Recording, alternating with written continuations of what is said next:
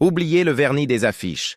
Led Zeppelin a vécu vite, porté par l'ego, l'excès et le chaos, et ce sont ces mêmes forces qui ont fini par les déchirer. À 76 ans, Robert Plant admet ce que les fans soupçonnaient depuis longtemps. À la fin des années 70, les fissures apparaissaient, et quand John Bonham est mort, le cœur du groupe est parti avec lui. Ils ont rejoué ensemble depuis, mais le lien n'existait plus. Pour Plant, c'est simple. Protéger l'héritage, ne pas faire semblant que c'est toujours le même groupe. Vous voulez savoir comment tout s'est effondré? L'ascension d'un dieu et la folie qui a suivi. En 1969, le monde a vu quelque chose qu'il n'avait jamais vu. 4 hommes qui ne se contentaient pas de jouer de la musique. Ils invoquaient quelque chose de sauvage. Jimmy Page, le sorcier de la guitare. John Bonham, la bête derrière la batterie. John Paul Jones, le génie discret. Et Robert Plant, le chanteur à la crinière de lion qui chantait comme s'il avait vu le visage de Dieu et voulait la séduire. Dès le début, Led Zeppelin était lourd, pas seulement musicalement. Le son était féroce, mais l'énergie qui les entourait l'était tout autant. Agressivité, ivresse, sexe, ego. Même leur nom, offert en plaisanterie par Keith Moon des Who, portait un poids qui deviendrait étrangement prophétique.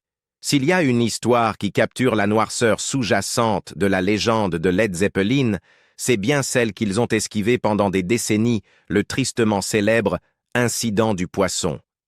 Juillet 1969, Edgewater Inn de Seattle, où l'on pouvait littéralement pêcher depuis la fenêtre de sa chambre. Le groupe, noyé dans l'alcool, les groupies et une arrogance sans frein, serait allé plus loin que quiconque aurait pu l'imaginer.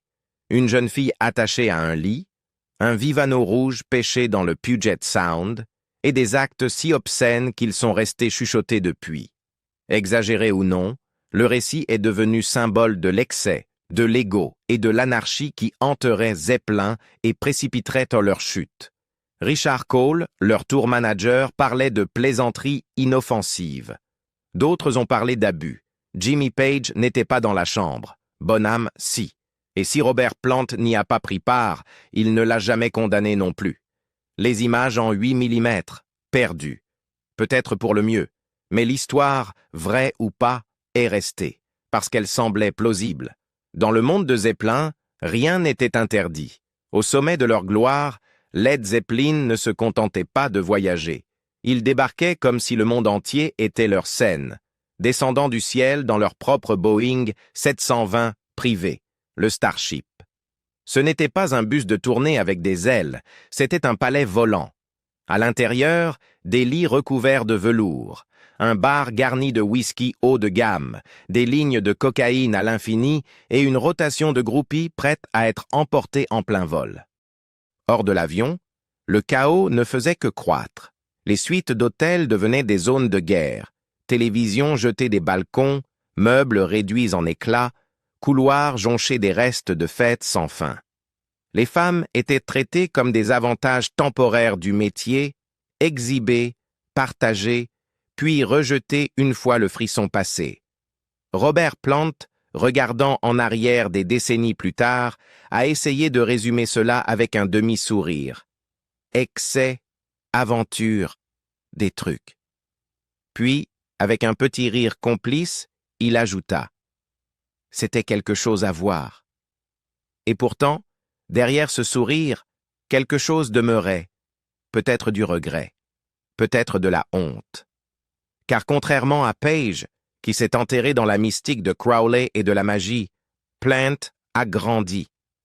Mais la question reste, pourquoi n'a-t-il pas parlé à l'époque? L'obsession de Jimmy Page pour Aleister Crowley n'était pas qu'un gadget. Il a acheté la demeure de Crowley. Il a gravé « Fais ce que tu voudras » sur des vinyles de Zeppelin. Et selon d'anciens proches, Page voyageait avec fouet, bâillon et une valise remplie d'objets rituels. Mais la véritable controverse? Laurie Maddox. Page avait presque 30 ans. Elle, seulement la moitié de son âge. Et il la cachait, déplacée d'hôtel en hôtel comme de la contrebande. Laurie a plus tard décrit l'expérience comme « magique ». Aujourd'hui, on appelle cela du viol sur mineur. John Bonham n'était pas seulement le batteur de Led Zeppelin, il en était le pouls, la puissance et parfois leur plus grand problème. Son jeu était le tonnerre, mais en coulisses, il pouvait être une tempête qu'on ne voulait pas affronter. Ses amis et l'équipe connaissèrent le schéma. Une fois les vers enchaînés, son humeur pouvait basculer de joviale à explosive en quelques minutes. En 1977, lors de la tournée américaine du groupe, cette volatilité éclata en l'un de leurs épisodes les plus laids. Bonham, avec des membres de l'équipe, passa à tabac un employé du promoteur après une banale dispute qui dégénéra. Le passage à tabac fut si violent que la police les arrêta sur le champ. Les charges disparurent discrètement après un arrangement à l'amiable et Robert Plant, fidèle à lui-même, garda ses commentaires publics au minimum. À la fin des années 70, l'alcoolisme de Bonham était devenu impossible à ignorer. Il buvait avant les concerts, pendant, après, jusqu'à ce que son corps n'arrive plus à suivre. Jimmy Page, déjà consumé par ses propres addictions, était, disait-on, parfois tenté de provoquer Bonham exprès, juste pour voir quel chaos s'ensuivrait. Andy Johns, l'ingénieur du son du groupe, dressait un tableau encore plus sombre. Ils adoraient humilier les femmes, disait-il sans détour, évoquant le traitement fréquent et assumé des femmes en tournée. En 1980, tout s'acheva dans la tragédie. Bonham mourut étouffé dans son propre vomi après avoir englouti près de 40 verres de vodka en 24 heures. Plant dira plus tard que le groupe avait perdu son âme. Pour Plant, les années de gloire furent brèves. 1968 à 1972, c'était son âge d'or. Jeune, puissant, inarrêtable. Mais déjà, des fissures apparaissaient. L'homme qui régnait autrefois sur scène avec une fierté de lion commençait à se retirer. Au début des années 2000, Plant ne voulait plus rien avoir à faire avec l'image de Zeppelin. Il en vint à mépriser les fans qui levaient encore le poing pour Stairway. Dans une interview, il lança avec mépris « Je ne pense pas que nous ayons encore besoin de ça ». Cette amertume persista. Lorsqu'on lui parla de reformation, il refusa net. Des millions de fans suppliaient. Page et Jones étaient prêts. Plant, non. À chaque fois. Était-ce une question de principe, d'orgueil ou de culpabilité? La chanson la plus emblématique de Zeppelin, Stairway to Heaven, était aussi la plus mal comprise et la plus accusée. En 1982, des télévangélistes affirmèrent que jouée à l'envers, elle contenait des messages sataniques. Here's to my sweet Satan. Plant balaya l'affaire d'un rire. Il faut vraiment avoir beaucoup de temps à perdre pour croire que des gens feraient ça.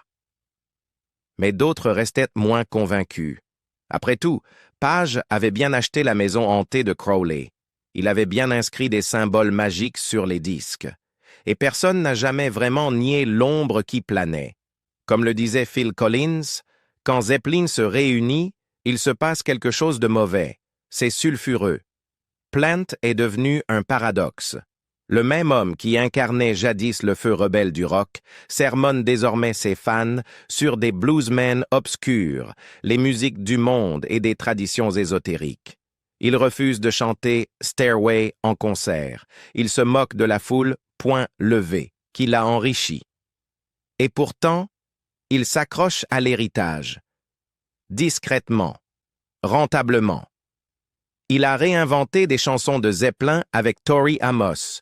Il tourne avec des groupes folk. Mais rien n'a jamais eu la même puissance que Zeppelin. Peut-être que c'est ça, la vraie tragédie. Pas la débauche, pas la violence, mais le fait que le seul homme capable d'invoquer le tonnerre ne murmure plus que des échos. Led Zeppelin a changé la musique. Mais ils ont aussi changé ce que signifiait être une rockstar, et pas toujours pour le meilleur. Derrière chaque riff et chaque cri, il y avait une traînée d'ego meurtris, de lois brisées et de victimes silencieuses. Robert Plant, malgré tout son charme et son talent, ne s'est jamais excusé. Il n'a jamais affronté le monstre qu'était devenu Zeppelin. Peut-être qu'il ne le peut pas. Peut-être qu'aucun d'eux ne le peut. Pourquoi Led Zeppelin s'est séparé? La première fissure ne fut pas tant audible que visible. À l'été 1975, Plant et sa femme Maureen furent grièvement blessés dans un accident de voiture sur l'île grecque de Rhodes. Il se retrouva en fauteuil roulant. Les tournées furent annulées. Présence fut retardée le temps qu'il guérisse. C'était la première fois que Plant devait affronter un monde où la machine ne pouvait plus tourner uniquement grâce à la bravade. L'ancienne prestance, torse nu, boucles dorées, hurlements de banshee, s'accompagnait désormais d'antalgiques et de patience. Zeppelin avançait encore, mais le charme avait été rompu. 2 ans plus tard, lors d'une tournée américaine déjà assombrie par de mauvaises ondes et des désordres en coulisses, le malheur frappa de plein fouet. À la Nouvelle-Orléans, Plant reçut un message de sa femme que nul rockstar ne pouvait fuir. Leur fils Carac, âgé de 5 ans, était tombé malade. Le deuxième appel réduisit tout en miettes. Carac était mort, emporté par une soudaine maladie de l'estomac. Le groupe annula la tournée. Plant se retira dans les Midlands, père avant tout, chanteur plus du tout. Il arrêta les substances, les faux-semblants, et envisagea sérieusement d'arrêter Led Zeppelin. « Je me débattais beaucoup », admettra-t-il plus tard. Ses amis racontent que John Bonham, Bonzo, son frère du Black Country, était celui qui revenait toujours vers lui, l'aidant à retrouver un peu de lumière. Leur lien, forgé dans la sueur et le tonnerre, s'approfondit dans la douleur. Quand Plant revint, il revint changé. Le plumage de Paon demeurait, mais la démarche s'était adoucie. Tout le groupe, à travers lui, avait changé de port. On entend ce basculement sur In Through the Outdoor. Moins de panache médiéval, plus de réflexion hantée, synthétiseur et texture sombre. Un homme qui regarde en lui-même plutôt que de se pavaner vers l'extérieur. Plant ne voulait plus du cirque, du vacarme et chaos. Il voulait quelque chose d'honnête ou, à défaut, de plus calme.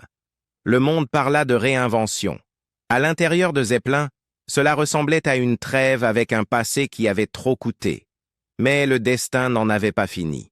Le 27 juin 1980, à Nuremberg, John Bonham s'effondra en plein concert. La version officielle parlait d'excès de nourriture. La presse murmurait ce que tous soupçonnaient déjà. La caravane Zeppelin traînait depuis longtemps une queue d'excès, et la queue claquait désormais le fouet. Pour Plant, ce n'était pas des rumeurs, c'était de la peur. Combien de répétitions encore reportées, combien d'accidents évités de justesse avant que l'addition n'arrive. Une tournée nord-américaine, leur première depuis 1977, était prévue pour l'automne. Les répétitions commencèrent fin septembre au studio de Bray.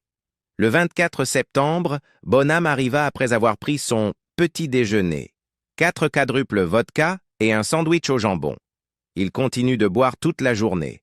Le soir venu, la répétition prit fin et le groupe se rendit à la Old Mill House de Jimmy Page à Windsor. Bonham s'endormit et fut couché sur le côté. Le lendemain, à 13h45, le tour manager Benji Lefebvre et John Paul Jones le trouvèrent. Bonham s'était asphyxié dans son vomi. Aucune autre drogue récréative ne fut trouvée dans son organisme. Le coroner conclut à un accident. Le tonnerre ne meurt pas, il s'arrête. C'est ce que cela a semblé être. La tournée fut immédiatement annulée. Puis, les rumeurs commencèrent. Cozy Powell, Carmine Appice, quelqu'un prendrait sûrement la relève, la machine devait tourner. Mais Zeppelin n'était pas une machine. On ne pouvait pas remplacer un piston et obtenir le même moteur. Bonham n'était pas qu'un batteur, il était le sol sous leurs pieds. Le battement qui faisait trembler les arènes venait de son pied droit. Le déhanché auquel Plant s'accordait sur scène venait du swing de Bonzo.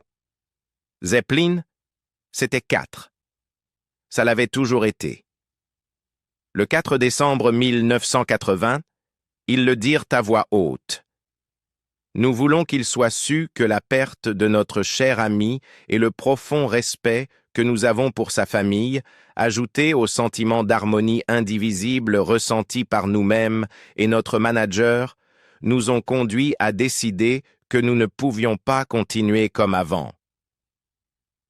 Led Zeppelin, 4 décembre 1980. Ils n'ont pas dit « nous nous séparons ».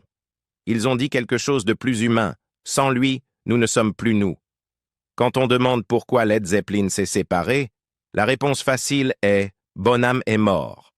La réponse plus complète est qu'un père a perdu son fils, puis perdu son frère d'armes, et a décidé qu'aucun rappel ne valait la peine de rejouer cette douleur sur scène.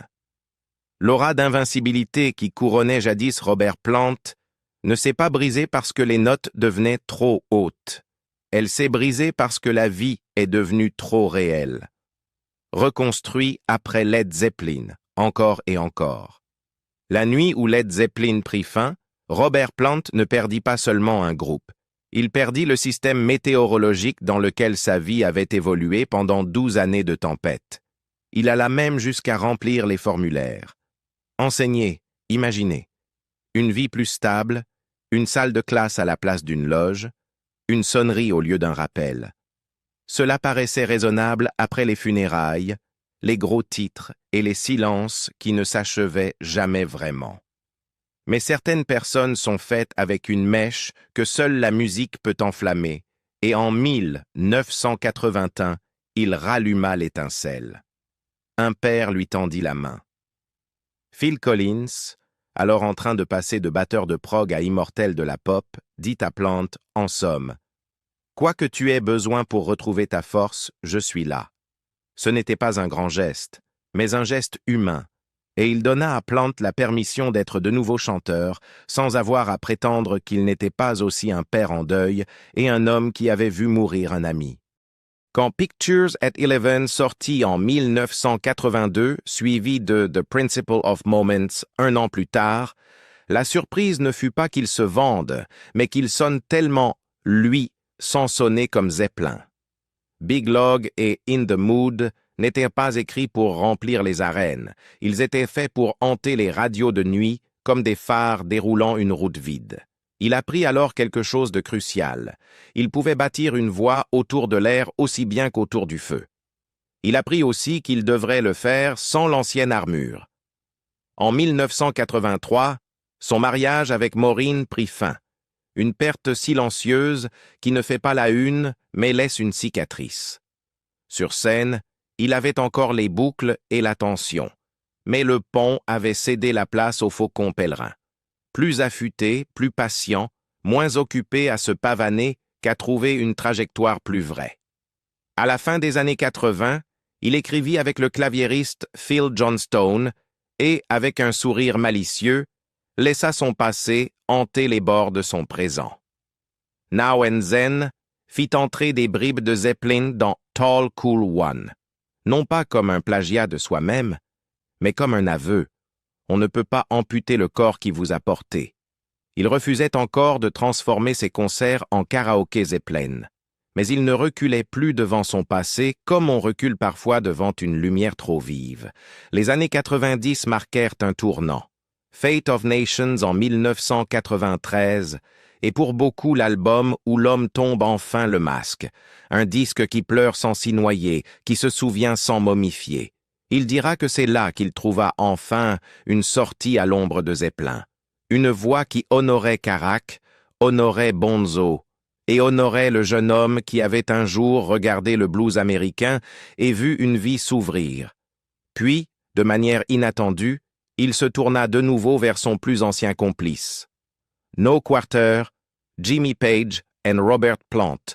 Unleaded en 1994 était risqué précisément parce qu'il aurait pu n'être qu'une pièce de musée. Au lieu de cela, ce fut un passeport. Cordes égyptiennes, rythmes marocains, voix anglo-asiatiques, les chansons furent transformées au point d'être nouvelles, sans être étrangères. Ils firent le tour du monde ainsi. Deux hommes dans la quarantaine demandant à leurs 20 ans de parler encore, et lorsqu'ils enregistrèrent Walking into Clarksdale, un album de nouveaux morceaux qui ne trouva pas l'écho espéré, Plant prit une autre décision difficile. Partir avant que la nostalgie ne devienne un modèle économique. Ce qui suivit fut une forme d'agitation qui, entre d'autres mains, aurait ressemblé à de l'errance, mais, chez lui, sonna comme un serment. Il forma The Priory of Brian pour jouer les chansons qu'il avait construites. Puis il monta Strange Sensation, intégrant des textures nord-africaines et des grooves hypnotiques dans Dreamland et Mighty Rearranger. Il refusa l'argent le plus facile du rock, les grandes tournées de reformation, parce que le prix pour lui était l'authenticité. Les rares fois où Zeppelin se reformait avant 2007 le laissaient froid. Il déclara un jour que jouer ces morceaux, c'était comme coucher avec son ex, mais sans faire l'amour. Une honnêteté qui fait grincer. Pas du mépris, mais le refus de contrefaire une chimie qui n'existait plus. Puis il fit la chose la plus courageuse de sa carrière. Il se fit discret. Avec Alison Krauss et le producteur T-Bone Burnett, il créa Raising Sand. Cela aurait pu être un projet de vanité. Ce fut au contraire une leçon de retenue et de goût. Une conversation entre deux voix qui faisait confiance à l'espace entre les notes. 5 Grammys suivirent, dont album de l'année, mais la victoire la plus profonde fut artistique. Plant se prouva que la tendresse n'était pas une intensité moindre, mais une intensité différente. La réunion de l'O2 Arena en décembre 2007, 2 heures de puissance avec Jason Bonham, honorant et incarnant son père, rappela au monde ce qu'était l'ancienne tempête. Les offres affluèrent, des tournées à 9 chiffres. Il dit non. Pas par dépit, par amour, pour le souvenir, pour la musique, et pour la vérité que sans John Bonham, il n'y a pas de Led Zeppelin vivant. Il retourna sur la route avec Krauss. Il retourna au travail. Les années 2010 le virent aller plus loin encore vers les terres frontalières. Il ressuscita le nom Band of Joy pour un projet lumineux, riche en harmonie avec Buddy Miller et Patty Griffin, de la musique sur l'espérance érodée et la lumière qui filtre par les coutures usées. Puis vinrent les Sensational Space Shifters, un nom de groupe qui sonnait comme un manifeste, ritty ouest-africain croisant folk anglais, clavier trip-hop côtoyant guitare de blues du désert, lullaby and, The Ceaseless Roar et Carry Fire, liant migration collective et récit personnel. Si le Dieu doré de 1971 vous faisait lever les yeux, le chercheur de ces disques vous demandait de regarder autour de vous. Il y eut les honneurs, CBE en 2009. Prix pour l'ensemble d'une carrière, intronisation au temple de la renommée et des gestes modestes qui, d'une certaine manière, pèsent davantage. Quand un pub venu de Bath risquait de fermer, il aida la communauté à le racheter. Quand une petite boutique de vêtements à Kidderminster avait besoin de fonds pour coudre des blouses médicales pendant la première vague du Covid, il donna discrètement. La célébrité amplifie une voix. Le caractère, c'est ce que l'on fait quand personne ne regarde. Il continua d'écrire, de tourner, de recommencer. Le projet acoustique Saving Grace troqua le tonnerre pour la lueur des bougies, réinventant de vieilles chansons américaines comme des messages trouvés dans une bouteille. Et au fil des ans, le partenariat avec Krauss reprit Raise the Roof, portant le même silence vers lequel on se penche. Si vous voulez comprendre à quel point son oreille et son instinct sont restés intacts, écoutez la façon dont il phrase aujourd'hui. Moins d'ornement, plus d'intention. Moins d'altitude, plus de vérité. Les années post-Zeppelin de Robert Plant ne sont pas une note de bas de page à une légende.